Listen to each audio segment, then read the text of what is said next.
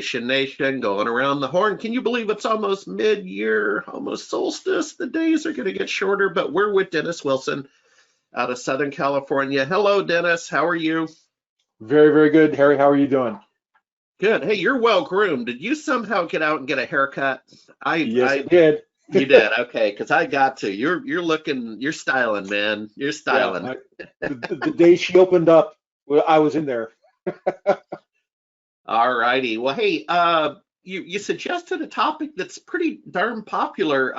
Just yesterday, we interviewed Michael Jenkin out of Adelaide, Australia, about the attack vectors are changing with work from home and remote work and all that. And in keeping with that mindset right here, right now, you've suggested the topic can be hacking in the cloud. So what's news? You're reporting a spike, as they say. Yeah, more than a spike. This looks like a Mount Everest. They've indicated that attacks are up 630% between January and April, and that's just those that are going after the cloud specifically.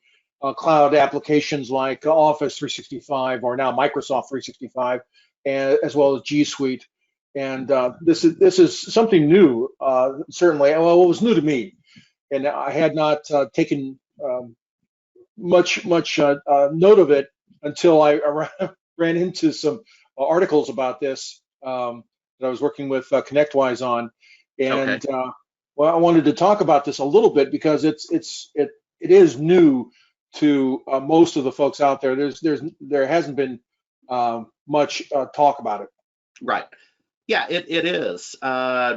Yeah, I mean, I'm just kind of curious. I mean, I use 365, I use Gmail, I'm password protected. A lot of things I work with now are double authentication. So when I log on to myxfinity.com to check my cable service, it's double authentication.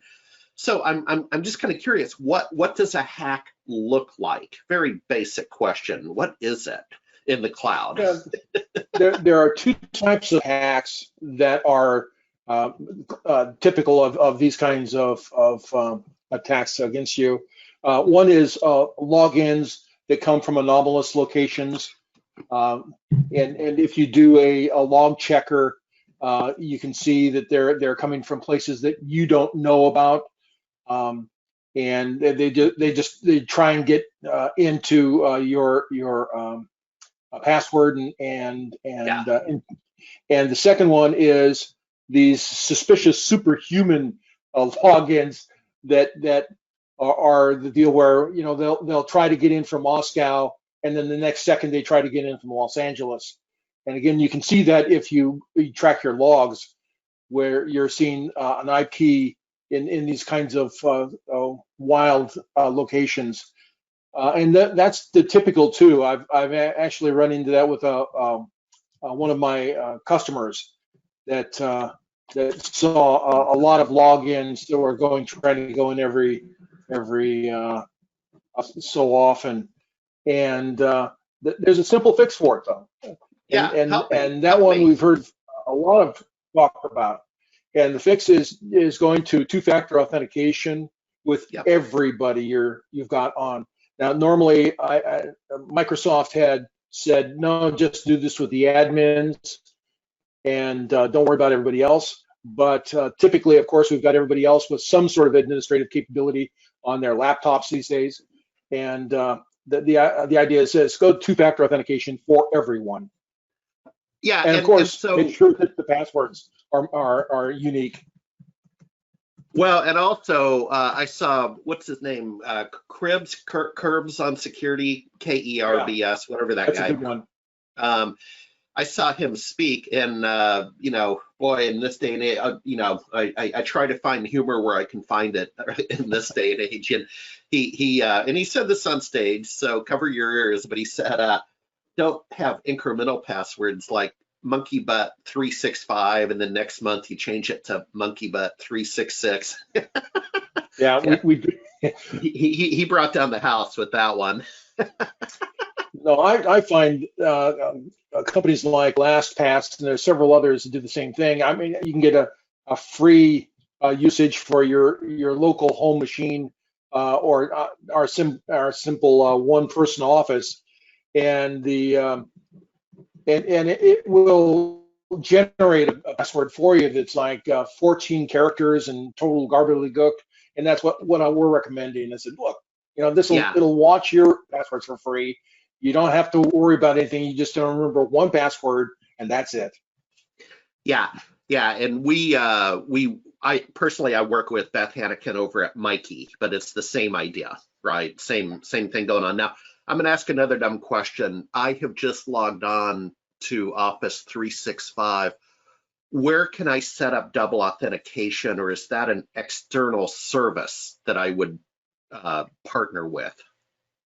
No, that's well, you can do And you don't have to give me the either keystrokes, but one. I'm asking, is it a native Microsoft, setting? yeah. Yeah, you have to get in from the admin. So, Okay. if whatever it is that is your admin user, you have to go in with the admin, and at the admin you can do the settings for all the people who are working in that domain, and it's real easy as long as you know that it is the admin. And you can't get there from anybody that's not an admin.